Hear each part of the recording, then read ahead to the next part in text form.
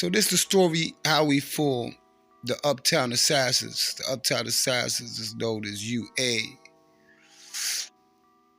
And Uptown Assassins was created in probably like 92, 93. And it was created by me, Paul, Face, and LCEs.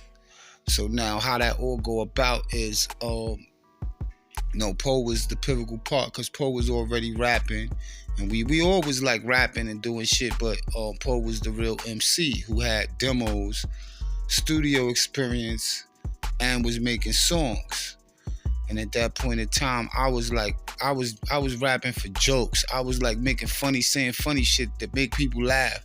That's how I was rapping. I wasn't rapping to be a rapper. I was just rapping because it was just something that I liked to do. It wasn't really like I wasn't thinking about pressing records or none of that shit. So I started heavily fucking with Poe. So Poe gave me an insight on it. Like, yeah, look, brought me to his crib, we playing his demos, all that. So that stage went by. So now I'm taking it a little more serious. Like, you know what I mean? I'm taking this shit serious. Like, yeah, this is what I gotta do. And then Poe telling me like, yo, start making songs. Yo, you gotta start making songs. So I start rapping and I had my shit. So me and Poe was both MCs. We was both doing our shit. You know what I mean? And Face was like a DJ, and you know, he got the beats, even if it's instrumentals. But then he came to a point he started producing. So how it really formed out was like, it really started like this.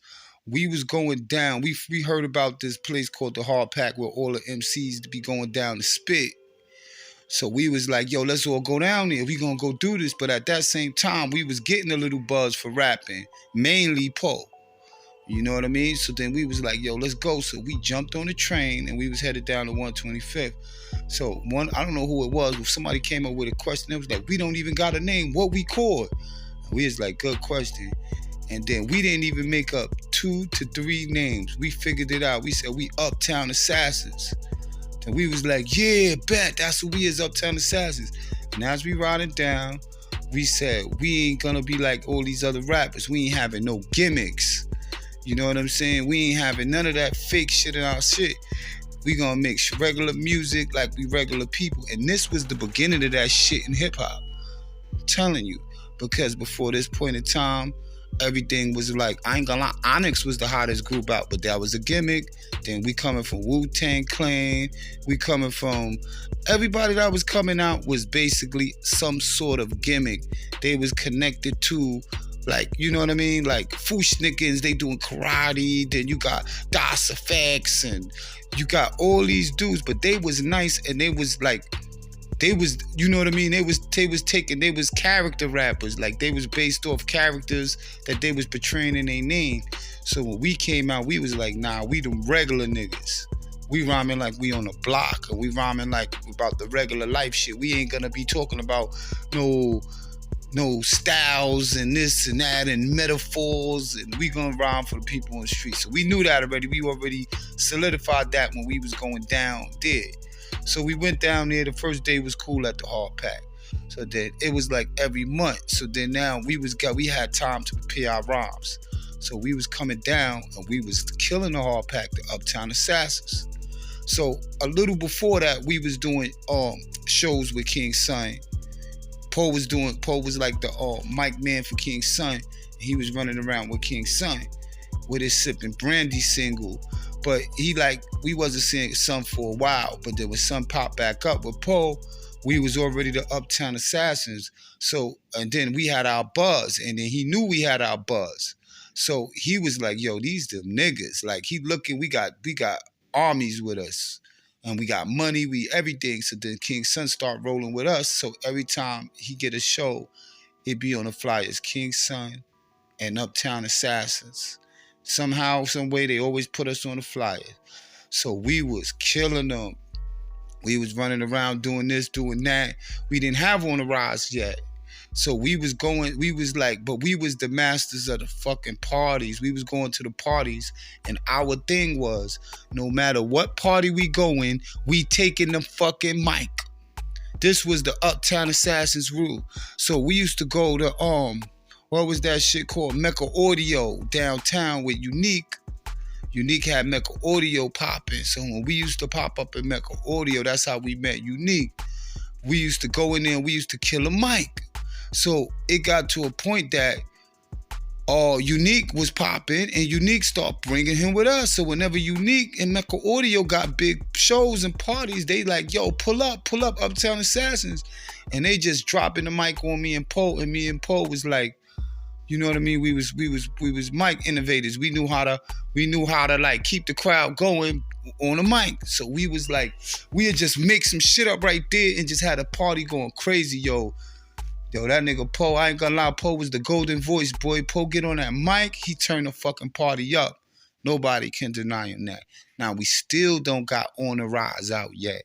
So then, we got our publicity up. We was up. So it was time for a single.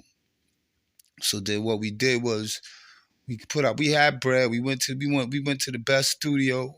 First, we went to some other studio, and the studio was trash. But we got to learn a lot in that studio with the choreographer that we was with. He was working good with us. It was some white guy, I can't forget his name. So then one day when we coming down on an elevator from the studio, we realized D&D studio was in the same studio. Because we was going to some studio called Playhouse. And then D&D was like 3 floors down. So when we riding down on the elevator, we seen D&D. And we was like, yo, let's check it out. So we went in there and we checked D&D out.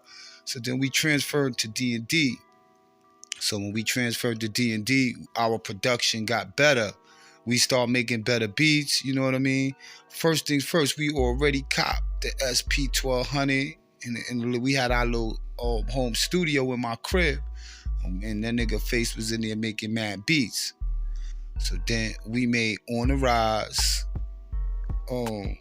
We made Live from the Swamps.